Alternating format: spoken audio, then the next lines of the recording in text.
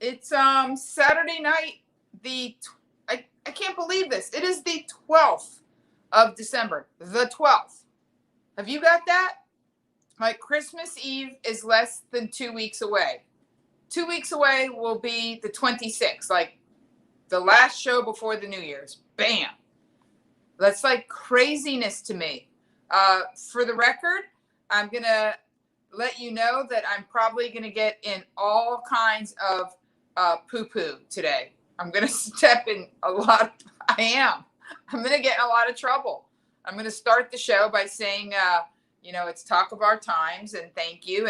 And I'm very plain today. I've got on like a black t-shirt, just a little bow, not a lot of makeup, because I was, some of the 330 crew know this already. I was out with my little friend Ava today because we cleaned out my storage unit and we got Christmas ornaments together and we got stuff to donate to the homeless and we took stuff to a thrift store and I set up my Christmas, which I'm not going to show you until next week. I will turn the camera and you can see my little tree but you can see my Christmas flowers behind me that were a gift from a member of the 330 gang. Probably not terribly hard to figure out who. Hector. So it is, it's a wonderful Saturday night. And just so you guys know, the reason why I'm going to get in trouble is because, after the show ends and we sign off, producer Stanton and I always end up having these long personal conversations. It's just a thing we do. And we're both very passionate about movies and movie theaters and the movie going experience. And we had a long conversation about that. And it got me thinking about, what is and what isn't. Like, for instance, what is and isn't going to make it. Let me finish the sentence. For instance, in Los Angeles, we've got a new round of lockdowns, but like it's not new to us. But now the wave has gone down the highway. So I had reservations for the 15th to go to Disney, downtown Disney, eat at the Brennan's, Jazz Kitchen, do some Christmas shopping, see all the decorations. They opened up the main street of the California Adventure as, shopping and dining. And now it's not just shut down. They want to let you know, like, keep it moving. You can come here to buy Disney stuff and look at the decorations. That's it. Like, the 2 Starbucks are closed. And keep in mind, they guarantee your reservations with a credit card. So, I'm going to call and say, like, so what are you going to do with my money? But what I'm saying is, keep in mind that they will not allow you to so much as buy a bottle of water. Like, the 2 Starbucks are closed. Like, even in the rest of the city of Anaheim or even in Los Angeles, you can buy Starbucks and take your mask off and walk down the street. But I don't know if downtown Disney just doesn't want to fall under any additional scrutiny or what the situation is. But they are not allowing you to, like, Starbucks is closed. And people are literally getting takeout and taking it to their car in the parking lot and then coming back to do shopping. Really? Like, how bad do you want mediocre tourist food? I'm not saying the food isn't good in downtown Disney. You get the point. So we started talking about these things. And, today, Ava and I went to this restaurant in Silver Lake area by accident. Like, we were walking out of the thrift store. We were both hungry. We said, let's just grab a snacky and then we'll go to my house and actually cook. I have food in the fridge. And so we got takeout from this, what used to be a wine bar. I had never noticed it because it's always closed.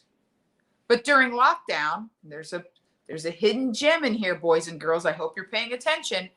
They'd only been open a year. I never noticed them because I don't drink wine, and they're a wine bar, and they open at 5. And I always go to the thrift store to drop stuff off. It's called Bird of Paradise, and it gives money to the LA Free Clinic, and it's spelled BURDA, Birda Paradise, because the woman who founded it. My Diet Coke has just turned into a Coke bomb. The woman who founded it was named Berta. So I always go to that place, and I never noticed the wine bar. Oh, this is going to be such a big mess when I try to clean this up later. But you know what? Ask me if I care. No, it's just Diet Coke. So the wine bar pivoted, just like me being on YouTube with you. And they opened up, and it's a wife who runs the front of the house and a husband who's the chef. And they're open. And Eva was like, "What about this place?" And never saw it. So we ordered food, and it was extraordinary. Not good, not delicious, like gourmet, like, grilled eggplant with a yogurt dressing with pomegranate seeds, and, big steak fries, because Eva got a vegetables. We're both vegetarians, and she got the vegetable sandwich, and then we got this Spanish cheesecake with like from Barcelona. It was stupid good. So we're eating this expensive wine bar meal on a bus bench on Sunset. Like the bus driver drove by us like, "What? Are you getting on the bus? Like, does it look like we're getting on the bus?" No. And the reason why I'm saying this, besides the fact that I'm, like not made up and et cetera, and feeling kind of cozy and Christmassy, is because I was so impressed with the food, and that they pivoted, and that I noticed them, and that I would have never walked in if it was a wine bar ever in like 1,000,000 years. But there I was, having one of the best meals I've had since March on a bus bench on Sunset Boulevard with traffic going by. Now, I tell you this story because I was just thinking about how, and I'll get back to me and Stanton. See, I don't forget anything. I was just talking about how you really can't be a terrible snob anymore. Like, COVID has been sort of a leveler, in that, and I'm not just a little poke, not a knock, not a jab, a little poke to my brethren. Like, I jokingly say, I'm so grateful that I've been a pandering, people-pleasing ass kisser since the beginning of my career. Not to get ahead, because clearly I'm not a household word, but I guess that's because I'm not a hoochie. But the point is, I've played every kind of place you can play. Like, I've played Dyersburg, Tennessee, and all that implies. People always ask me in interviews, they go, "Okay, for real, what was the worst gig you ever had?" And like this, I can tell you the answer. It was in 1995. It was in Dyersburg, Tennessee, which is spelled Dyer, Dyersburg.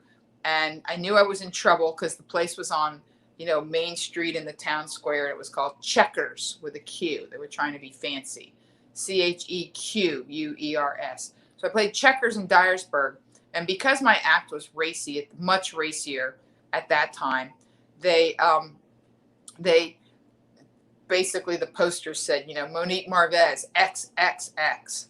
So, a few people have heard this story before that are my friend Sherry Friedman she lives in Miami. She's been my friend since before I was a comedian, and she always listens on Sunday morning. So she's heard this story like 1,000,000 times. But for most of you, it'll be new. But because it's in my arsenal of like, yeah, you want to hear a story? So I'm performing, right? And the town drunk, what appears to be the town drunk, he's just drunk. And it's, he's just heckling me. And I was pretty new in the game. I started in 1990, so we're talking 5 years in the game. I'm already headlining. I'm doing, hell gigs, but I'm closing. And so he makes some comment to me because of the XXX. He goes, "Are you ever taking your clothes off?" And I'm like, No. And at the time I was about, I'm not even kidding, 25 pounds heavier than I am now, at least. Like, I go, "Dude, do I look like a stripper to you? If I spin her on a pole, I'll strike oil. Are you kidding me?" Like, I was a chunky girl. And he's like, "What am I supposed to do with these?" And the guy had like like food stamps, like I was gonna give him like a lap dance for evaporated milk coupons or something, right? Like it was a real hell gig, and I did a lot of them, a lot.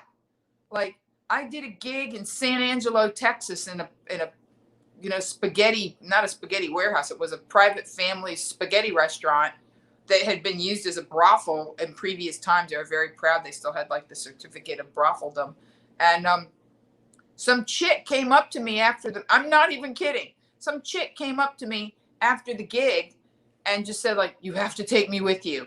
I'm like, what do you mean? Yeah. I want you to take me to California. It's like, I'm not going to California. I got 5 more hell gigs. She's like, you got to take me with you. My boyfriend's like hunting me down. He's going to beat me or kill me. Like, you have to work, like, put me in your car. I'm like, no, like this was like, you sign up because you think you're going to be a comedian. Like, oh, I'm just going to tell jokes. It's been a crazy 30-year adventure for me. But there's LA comics who are like, you played that place? I heard about that. Like, I would never. I only just do LA and New York, maybe Vegas. Well, 9 months of not performing. Those guys are like calling, they're calling East Jesus, Georgia. They're calling like, Cousin Hump, Mississippi, going like, oh, I hear you're fully open and the comedy club's going. My name's blah, blah, blah. Like, I'd love to come play your club. I have a whole repertoire of knock jokes and this whole big bit about my brother Daryl and my other brother Daryl. And, oh, by the way, have I told you I've found, Jesus Christ is my personal Lord and Savior? Like, you can't be a snob during COVID. You just can't. Like, all artificialdom is done. That's why even like food snobs, like today I was eating this gourmet food thinking, I almost felt like I was like up to no good. Like, what am I doing? This is too good. Because during lockdown, you're like, what? Chili's is open? They have a heater and a patio? Woo! Like I just want to get out of my house. I don't care. I want to perform. I want to get out of my house. I want to have a reason to stop Porky Pigging it. That's a COVID term, meaning you're all dressed up on top and not wearing pants. Porky Pigging it. Maybe producer Stanton will find a picture of Porky Pig. But anyway, you get my point. So, I jokingly say, like, I've never been a snob. I've never cared where I performed. I was just happy there was a mic, and I'm not a picky eater. Like, these are my times. I was designed for the pandemic. Like you're not getting me down any. Like, I'll do whatever it takes, So, oh, there's a bunch of Porky Pigs. Yeah, he's not wearing pants in any of those pictures. Not one. Oh, that's just ugly. Thank you, Stanton. And my friend Sherry, who's listening tomorrow morning, she can back me up. She can write a comment. So Stanton and I were talking at length after, like, we're 9 months in, and it's like, this is how we're going into the holidays. This is it. Like, if you want to go to downtown Disney and buy an overpriced trinket, you're welcome to do it, but don't try to get a cup of coffee while you're there. So we were talking about movie theaters. And if they're going to wait it out, and some of them will and some of them won't. And El Capitan is funded by Disney, so that'll still be down the street from me, and it's a beautiful theater that they redid. Yes, there will be some theaters that will make it and some that will not. And there's a lot of privately owned theaters, by the way.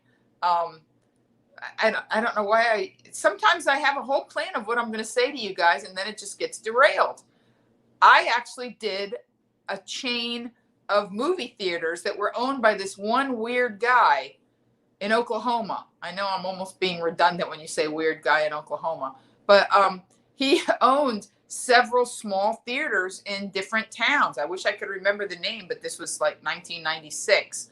His name or the name of they weren't chains. They had like there wasn't Tulsa or anything, like it wasn't even Lawton, like little towns like Ponca City.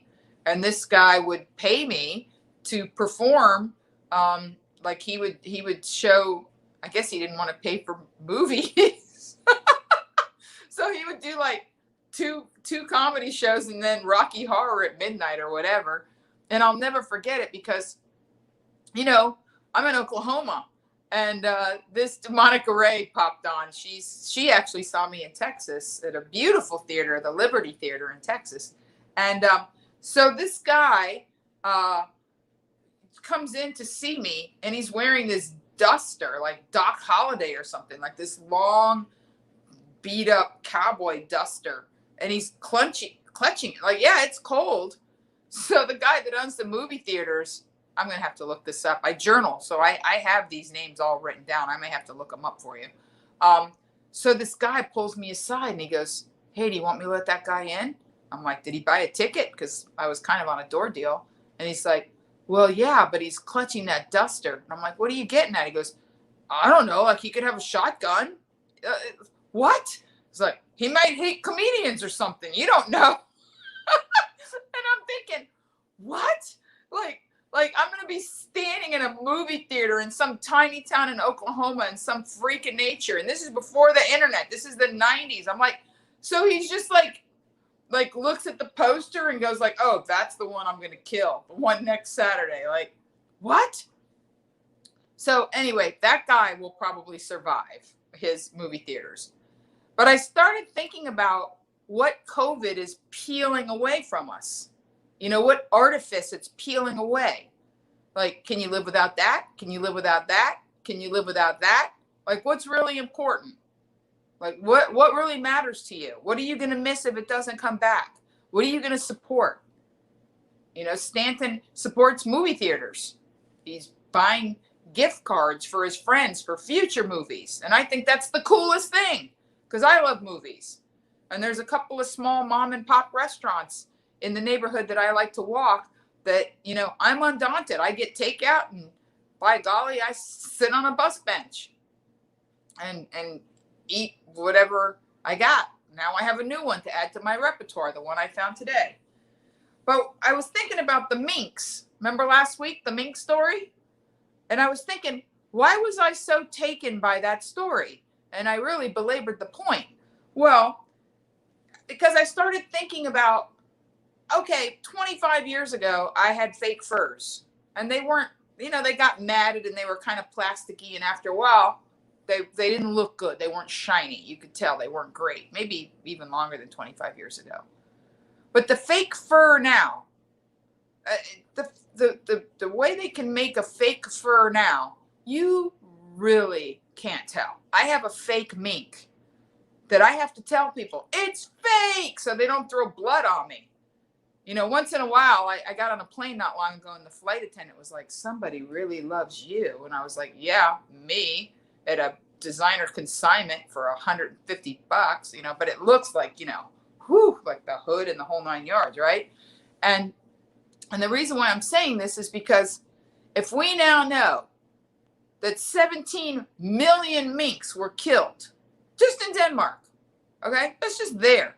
And then here in the United States, we have a problem in Wisconsin where we're just about to come out with a COVID vaccine, but they have figured out that the handlers pass the COVID to the mink does something to it and passes it back. And they're saying, well, it really doesn't matter because there's just not that many of us. Well, that's not the point. In this country, we had 65,000 tainted minks. Do we need that anymore? Like, I guess what I'm saying is, you know, so can we make a bumper sticker? No more minks, save the movie theaters. Like all the money you were going to put into buying a mink coat, could you just please spend it on like gift cards? For movie theaters? Like, do we like, let's really double down on what is important and what isn't important now. We have the time to really look at it, And the reason why, and I'm going to get to the whole, you know, WikiLeaks and brain pain thing, or maybe I won't, because there's been a couple of other stories that have caught my mind and captured my imagination. And then I just wanted to talk about, you know, how much I love words. So last week I talked about the masterclass, and I got a lot of emails from people saying like, where do you find, well, just Google for me, the easy David Lynch masterclass, and it'll hook you up with all of them. That's the one that I liked, was David Lynch, the director of The Elephant Man, one of the best movies ever. And also Blue Velvet and blah, blah, blah. His is very interesting. But interestingly enough, even though I've never read a Dan Brown book. I've never read the Da Vinci Code. I've never read any of his books. But interestingly enough, I thought, why not? I'm a writer. He's clearly very successful. I started listening to the Dan Brown masterclass, and he talks about how to write a thriller. And not that a thriller is terribly, terribly important. I'm not writing a thriller. I'm writing a roman à clef, a memoir, whatever it is. But that being said, he says that you have to have a clock, a cause, and a crucible. Like, he has a bunch of things, but I'm going to explain that to you. The clock means like you're up against something. You're up against something. Well, the holidays are almost here. That the clock is ticking. It's almost the end of 2020. What are we going to do? So as a group, we're writing a thriller. Okay? We have, how many days do we have left in this? Like, wow, not many. We have 3. This is craziness. We don't even have 3 weeks left in this year.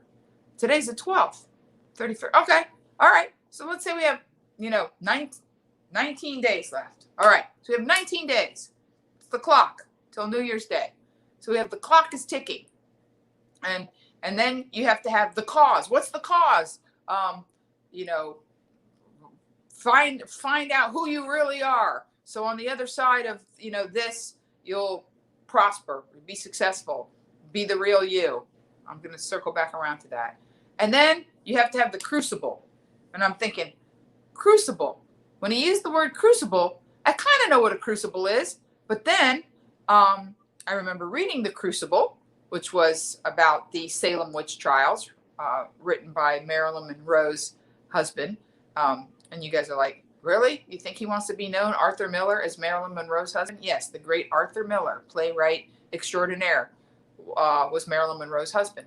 And Arthur Miller, who wrote like so many amazing things, also wrote the script for The Misfits, which is one of the best movies ever. And he wrote it specifically for Marilyn to make her shine, which she did.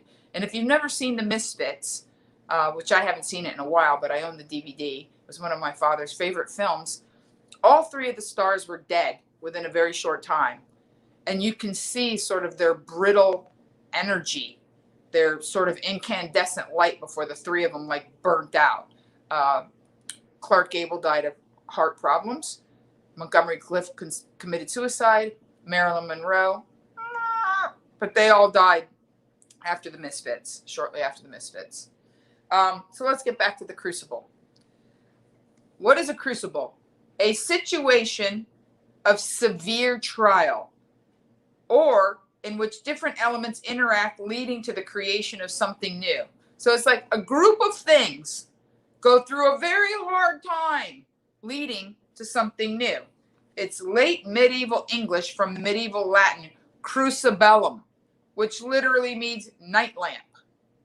So it's something that keeps you up and lights you at night. And they think that originally that the reason why it was called the night lamp was because it was what the monks would hang in front of a crucifix, from the Latin crus, cross, crucible, meaning you're at a crossroads, like when people say the crux of the matter. We are at a crossroads, ladies and gentlemen, where we can make decisions about what to take forward after this unprecedented time, after this crucible, if you will, and what to leave behind. Now, this is even a better definition. A ceramic or metal container in which metals or other substances may be melted or subjected to very high temperatures. In other words, stress or pressure, like when you temper metal, tempered steel. The crucible tipped and the mold was filled with the liquid metal. It's a vessel. It's a thing that holds you together during a time of incredible stress and change. A crucible. We are right now in an unprecedented crucible in which so many people are changing the way they live their life and etc., etc. Now, the reason why I was led down this road, all right, I was reading another story for tonight. This is where I could get in trouble. Remember I said I'm probably going to get into trouble? Well, I'm not going to get into trouble for telling people not to buy mink coats, that they should buy, gift cards. But here's where I could get in trouble. Shawn Mendes apologized to Sam Smith after using the wrong pronouns. Sam has since accepted Shawn's apology. Now, Shawn Mendes is probably one of the biggest pop stars in the world right now. He's like the boy Taylor Swift. He's talented. He's very, very handsome. He's dating another girl pop star, Camila, whatever. She sings that Havana, na, na, na. Anyway, she's not nearly as talented as he is. And Sam Smith is an incredible singer. See how I did that? And I don't mean they as in Sam and Shawn. I mean they as in just Sam. Sam's a they. So Shawn Mendes publicly acknowledged his mistake after introducing Sam Smith using the incorrect pronouns at the iHeart Jingle Ball on Thursday. You know what's funny? I used to work for iHeart. I was on KFI, which is where a lot of you found me. And Jingle Ball used to be the biggest event. I guess since it's virtual this year, I didn't know Jingle Ball happened. Like, I literally didn't even know that it happened. But evidently it was Thursday night. And maybe nobody else really knew it happened, which is why they are pumping up the story. But maybe not, because I have another story to follow up this one. Using the incorrect pronouns. Sam identifies as non-binary and uses the pronouns they, them, and theirs. Now, I have a friend named Seven. I don't know if producer Stanton has met Seven. Seven, so trust me, I've been friends with Seven for almost a year and a half. Seven used to be Sarah, okay? And Seven didn't identify as non-binary. I'm not telling you their whole story. They would tell you themselves. But they, their, them actually wears a pin that says they, their, them on their jacket. And Seven was born what is now called, I'm going to mess this up. I'm totally going to mess it up. And I knew it like a second ago. But it'll come back to me. But they were born what used to be called on PC a hermaphrodite, which means they were born with both sex organs, which is not as uncommon as you think. Because after I met Seven, I looked it up. You don't call them hermaphrodites anymore. That's a bad word. And I'm only saying it because since Seven is 50, Seven is cool. So Seven will literally sign a text message, Herm hugs, meaning Herm hugs. So I'm not offending Seven specifically, but I know that there's another name for people that are born with both sets, and their parents, see how this works? Their parents decided to raise them as a girl named Sarah. And Sarah was a lesbian who's been married. I know, you need a map for this conversation. Sarah was married to 2 women and then started having health issues because they were genuinely intersex. Thank you, Leah. Thank you. Because they, so let me get back to Seven. I want to be very clear because it's gonna more is coming down the track on this. So Seven, once Sarah was having terrible health issues, went to their gynecologist, and the gynecologist, after doing a thorough exam, said to Seven, when did you have your testicles removed? What? What? Do you guys remember years ago when that African runner was tested, chromosome testing in the Olympics before we were as specific as we are now, and they basically told her, who identified as a woman, like your chromosomes are off. You can't run. You didn't pass the I'm a girl test, so I can run in the girl races, even though they had lived their whole life as like, I'm a girl, I have an innie, I feel like a girl, I just run really fast. And there was a whole series of news articles about how devastated she was to find out that she, there was a downstairs mix-up, as old Greg would say. So 7, as it turns out, found out after the fact, as a full-grown person who's had a lot of challenges, that they were in fact born intersex, and that their undescended testicles were removed at their parents' behest, and just thought that she had an unusually large Ford Taurus. There's certain words I don't like to say in public. They make me uncomfortable. But, Ford Taurus. That they just thought they had a versus a micro penis. You get the point, what I'm trying to say? So 7 has already been hipping me to this stuff. But 7 is intersex, which is not the same as non-binary. And very recently, 7, after getting testosterone, but by the way, all of their health issues were immediately eradicated when their doctor said, hey, you know what? You are headed in this direction. Let's give you some testosterone. And then all of a sudden, 7 has facial hair and is, not so Sarah-esque. Let's just put it that way. And I jokingly told 7, I think you're leaning towards dude. And 7 said, why? And I said, because my dog barked at you. My dog doesn't bark at girls. My dog barks at men. So all joking aside, a few months ago, 7 came out as a trans male, I think. Anyway, he made an announcement. They made an announcement. They didn't tell me if they want to be a him after the announcement. They just made an announcement on Insta, and I so respect that. And then I actually took a picture of Sam Smith's announcement. And again, I'm not making fun. I'm just, there's a lot coming at a lot of us all at once. Today is a good day, so here goes. I've decided I am changing my pronouns to they, them. After a lifetime of being at war with my gender, I've decided to embrace myself for who I am, inside and out. They wrote. This is Sam Smith. I'm so excited and privileged to be surrounded by people that support me in this decision. They go on and on. P.S. I am at no stage just yet to eloquently speak at length about what it means to be non-binary, but I can't wait for the day when I am. So for now, I just won't be visible and open.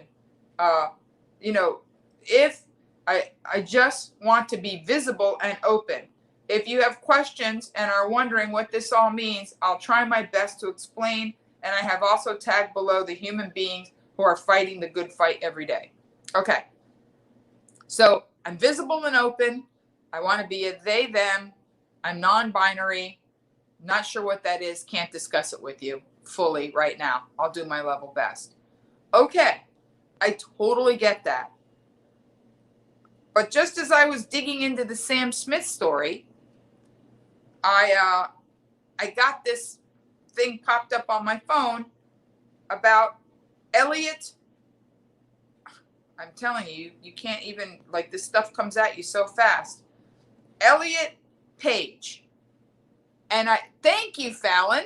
I was just going to say it.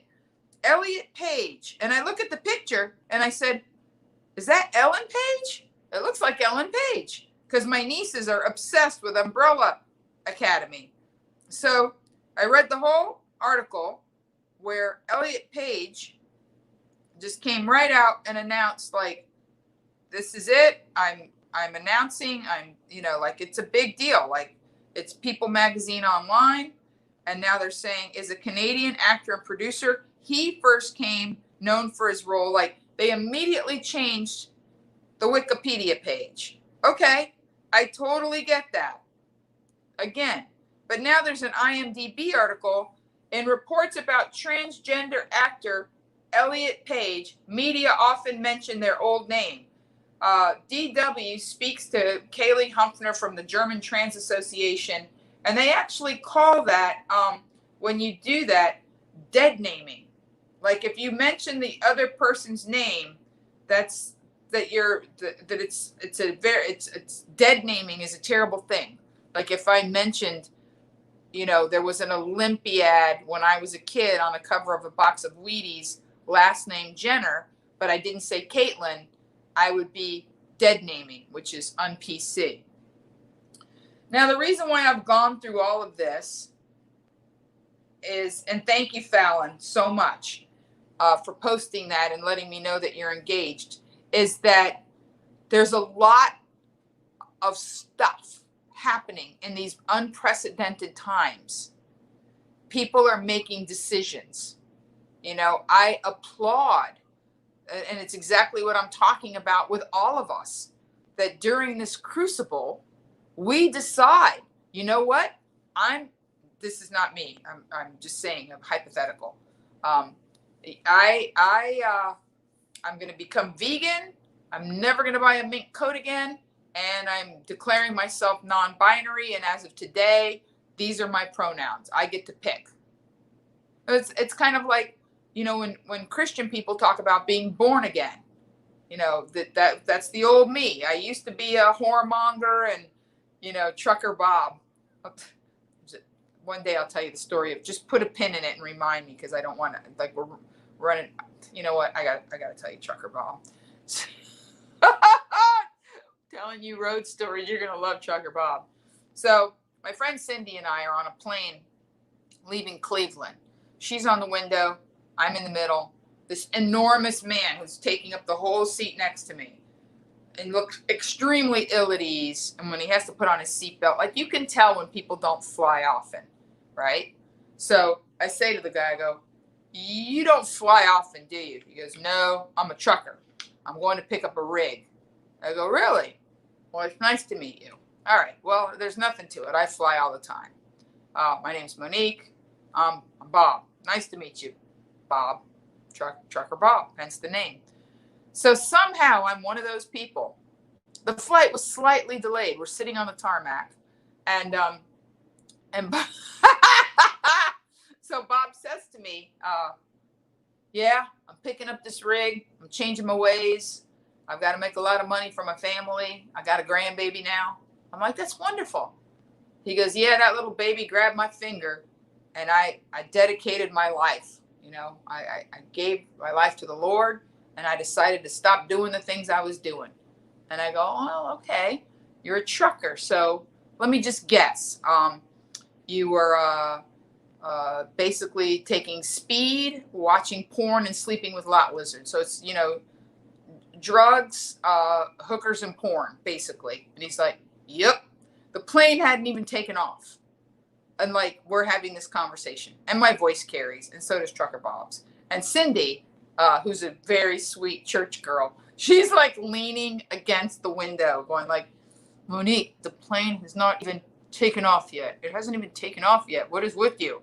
So we get into this huge conversation about, it doesn't matter who you are or what you've done. What matters is where you're going and what you believe. And we're having a tent revival. And Trucker Bob's like confessing, "I put my wife through hell. It is bad." And by bad, I mean delicious, to the point where you could tell people on the plane were shushing each other to hear the conversation between me and Trucker Bob. And by the time we were done, he was literally like, it was totally cathartic. Like Trucker Bob just like passed out. Like he just literally goes, "I'm going to shut my eyes for a minute." Bam. He was just out, right? So Cindy and I, we have like a lexicon. We literally refer to it when we have a deep, important, cathartic conversation. We're like, "Oh my God, I totally Trucker Bobbed him." Like it's a thing. We refer to trucker bobbing. So this crucible of COVID, this is our moment. We can all trucker bob it. We can all give stuff up. We can all decide what to take forward. And if Elliot Page wants to be Elliot Page, never ever again to be referred to as that the other name, what the heck do I care?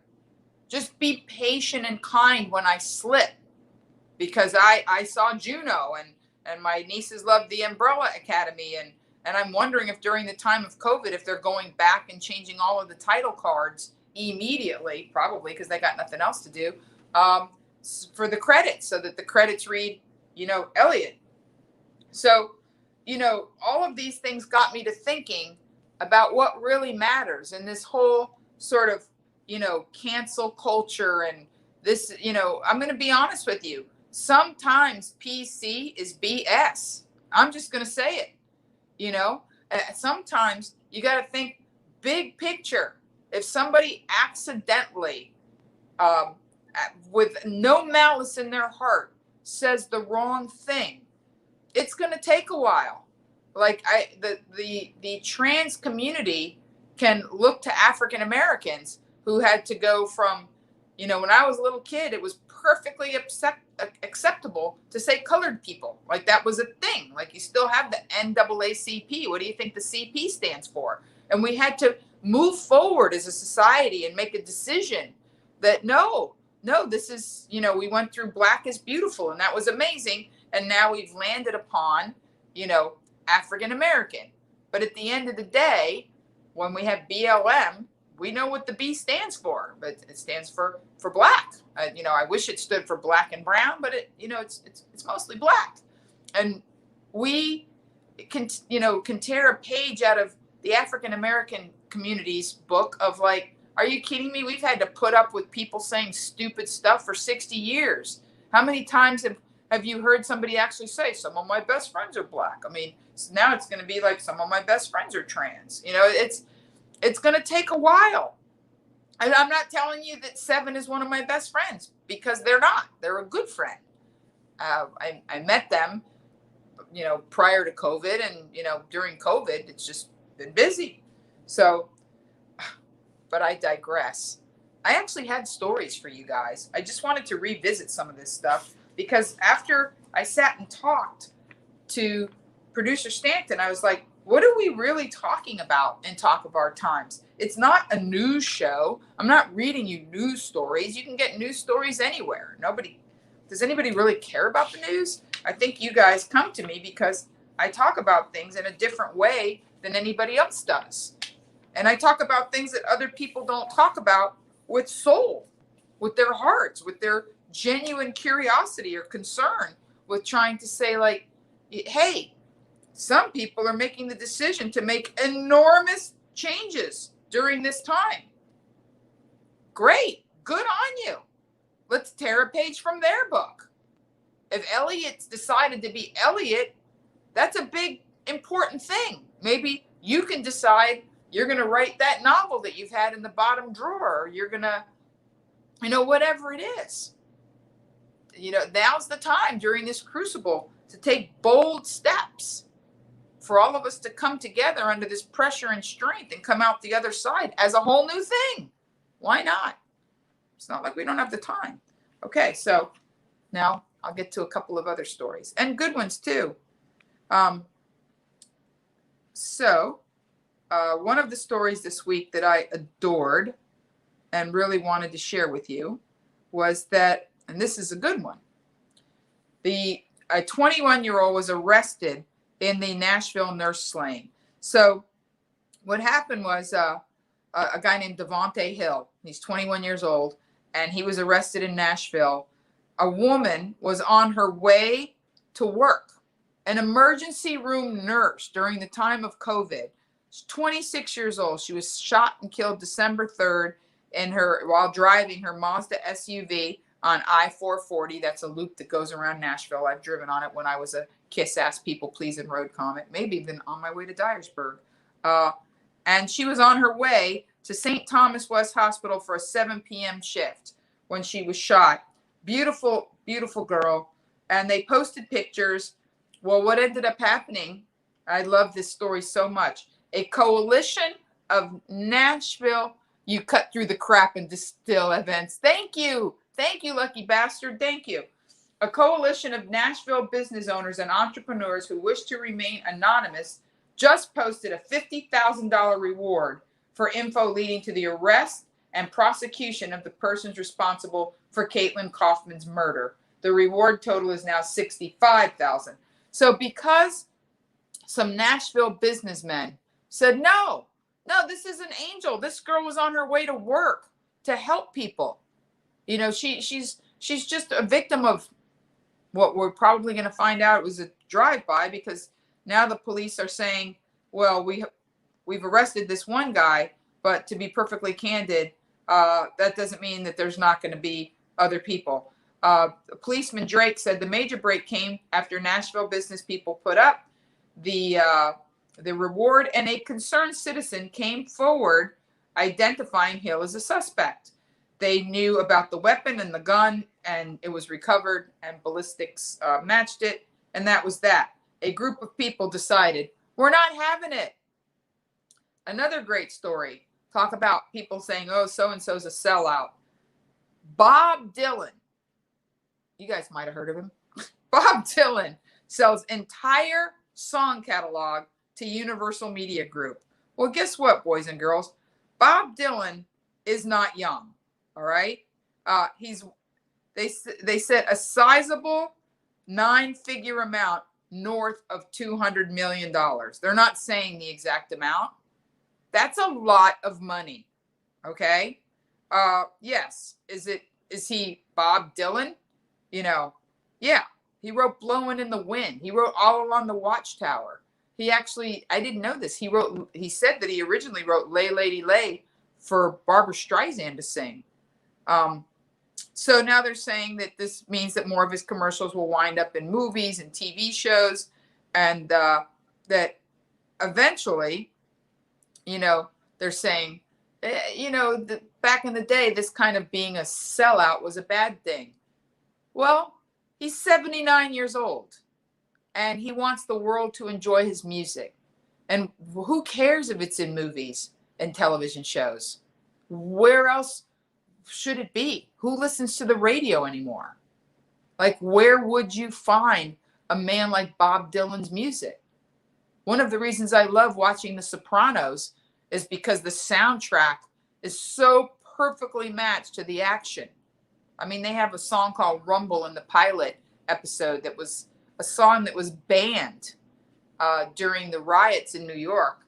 Like, we think that all of this is new. No, there's been riots before. Because they felt that Rumble was an evocative title. So anyway, he sold it, and, you know, just think about a guy who won a Nobel Prize for poetry when he's not even a poet. Like, he's a poet. I mean, he's Bob Dylan. So I thought, yeah, please, thank you for selling that. We appreciate it. We, the public who loves your music, are delighted it's going to be everywhere, because then it'll remind us, oh yeah, I just heard Blowing in the Wind in a Dyson commercial. Who cares? It reminded me to download Blowing in the Wind. You know, I actually saw Bob Dylan in person in San Diego I'm trying to remember what the venue was. It wasn't Qualcomm, and it wasn't the Baseball Diamond. Anyway, I saw Bob Dylan, and he had a screen. He had an artist doing, you know, art, like on a big screen that kind of, I guess, matched his mood. And he was Bob Dylan. Like, I didn't understand half of what he said. Maybe less. It was a lot of, but I loved it. I kept thinking to myself, pinch me, I'm seeing Bob Dylan. Like, when he did the big stuff, you knew it. You knew when he hit the chorus, and everybody was like, how does it feel to be on your own? You're like, oh yeah. Yeah, was this worth the price of admission? You bet. Like, in my lifetime, I've seen Sammy Davis and Bob Dylan. Not to mention Tom Jones a bunch of times. Like, what? I missed Sinatra, but I saw Tony Bennett. Who's still alive, by the way. I don't want to jinx him because everybody else, oh, well, yeah, Bob Dylan's alive. I'm not jinxing anybody. You get the point. Okay, and I have one more story I wanted to cover, and then I'm going to stick the landing. I hope you guys are enjoying the show. I hope that you get how much I think about this. Like, I don't just like, oh, whatever. No, it isn't whatever. I really, really, really think about you guys when we're apart. Here's the story. Yes. Yes. Oh, by the way, and this will be news to producer Stanton. Tuesday of this week, I had reservations to go to Disney, downtown Disney, as you know, but I've been blessed in that my and if you haven't seen it, it's on HBO Max right now. The Ha Comedy Arts Festival is still airing. It's still doing well. And they actually let me know, they contacted me this week to let me know that some of the clips of our comedy, meaning everybody on the show, have gotten up to 14 million views on TikTok. Like just little fast punchlines when I hit the punchline that we used on my site, which said, when you let a woman know you've got her back, she'll give you all the front you can handle.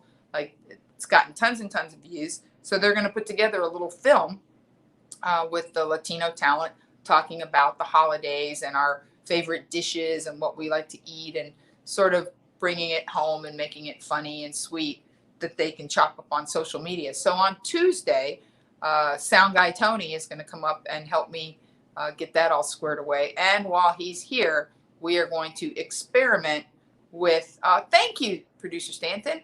Yeah, it did very well. The show's still doing well.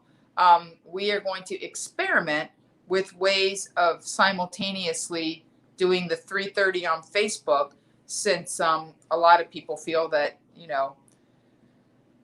let's just be honest. And we saw it this week, and it's a story that I'm not covering tonight because I want to really read it. But evidently, Mark Zuckerberg might be, in a little bit of trouble, you think? The government is now thinking that he's like Ma Bell. Like, I remember when Bell Telephone got broken up as a giant monopoly. It was a very big deal in the 70s. And now they're saying that they feel that Mark Zuckerberg might have to break up and sell some of his, entities. We'll see how that plays out. And I might have more on that story next week. But what I do know is that a lot of people don't trust Facebook and have private messaged me and said, we want to be part of the 3:30, but we feel terrible because, we don't want to do Facebook.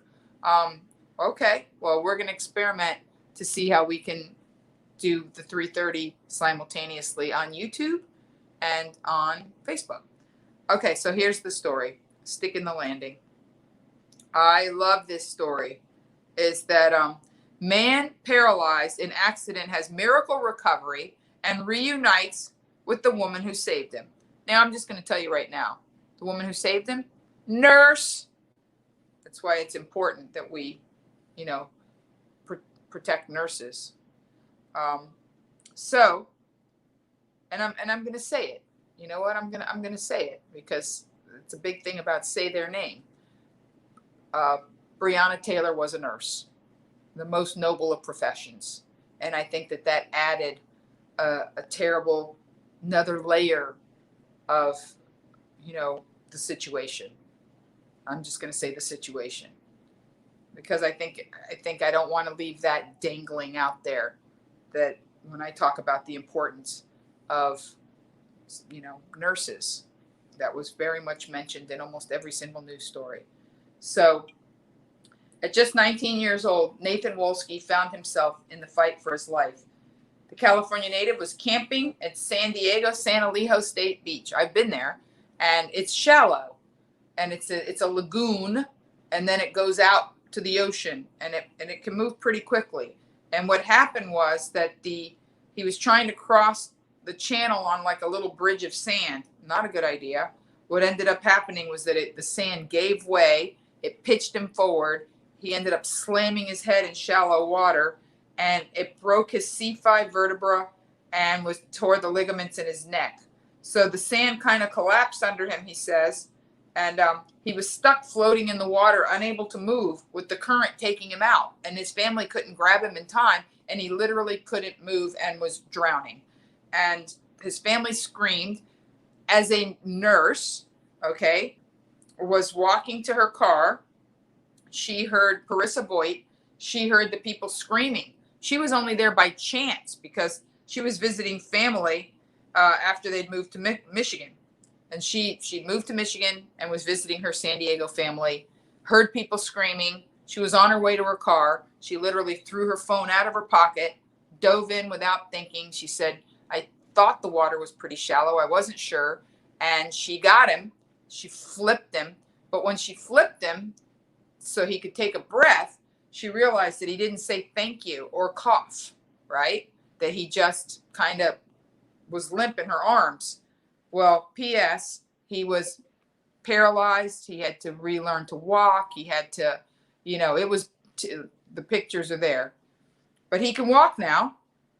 And the emergency people had her information and the lifeguard. And, they had to fuse his neck and the whole 9 yards. But here's what ended up happening. Today, he's able to walk again. He was reunited with her on November 24th. I guess they were back for Thanksgiving. And Wolski's mother, Gretchen, reached out after a lifeguard gave her Voight's contact information. We're family now, Voight says of the connection she has built. She knows what I call her. She's Nathan's angel. So this young man, in a split second of trying to walk across this beam of sand, his life changed. He could have drowned easily. He could have been dragged out to sea and drowned and been eaten by a shark easily. Like so many things. Like this woman could have not been visiting family. She could have still been in Michigan. She could have not, like so many things could have gone wrong. But everything went right. And this young man is able to walk today. And then I had a little short story about how a man in Florida paid the utility bills for 114 families, so that they're in the panhandle, because he's like, man, these people have had hurricanes and they've had COVID and they've had, I'll just give it real quick. Michael Esmonds, that's just because I always like to at least say their name. It's important. Michael Esmond paid the utility bills of 36 households and altogether 114 families who were facing disconnection. He gave $7,614. And this is a man who was once completely destitute himself. His donation increased from $4,600 that he paid last year. So there you go. That's a very, very nice man. And this made me happy, even though it's very mean. MLB umpire Brian O'Nora among 14 arrested in Ohio human trafficking sting. Now, this is an MLB umpire, all right? He's 57 years old. He worked with the World Series. He worked at the 2012 World Series between San Francisco Giants and Detroit Tigers. He's also covered 3 All-Star games. This is a major MLB umpire. And but here's the thing. He was trying to solicit a hooker online. I don't think that's the same. And I know I'm going to get in trouble for this. That's why I said poo-poo. I think during COVID, and I was really thinking about this. Like, I don't know how I feel. Like, this isn't the same as a guy driving by a shady part of town and some chick in thigh-high boots leaning against a wall with a cigarette. Like, I think there's a lot of lonely people. Like, I think it's not like she was underage. It's not like, he was involved in human trafficking. I mean, ultimately, I guess he was, because pimps are involved.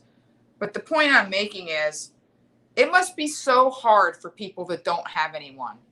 I mean, I was even thinking about skanks. Like you really can't be a skank when you have to stay 6 feet away from people. Like, skanking has a lot to do with physical contact, like dirty dancing, twerking, rubbing your butt on people. I guess like those snobby comics that I mentioned earlier, they're like, I never would play the South. Like, I bet a lot of skanks are migrating to like Arizona. They're like, you know what? I've been a skank in San Diego long enough. I need to go where it's a little looser, where the bars are open, where I can get a drink indoors. Wow. I was going to stick the landing and then I didn't. Then I went skank. Okay, well, what can I tell you? Our time is up. I don't want to, belabor the point. I think you can put it all together in your own heads. I think you're like, wow, Monique, like you revisited the zombie minks, circled through Crucible, and ended on Skank. Really? Yeah, that happened. Don't forget Trucker Bob. Okay, guys, I hope you enjoyed this week's Talk of Our Times. Next week will be the Christmas version, but still in my home. But I'll show you my decorations, aside from my beautiful flowers. See, I can do that. Like when you do the Eiffel Tower like that. See, I can point to my flowers like that. Okay, whatever. Until next week, love hard, forgive harder, and get as happy as you can, as fast as you can. Bye, guys.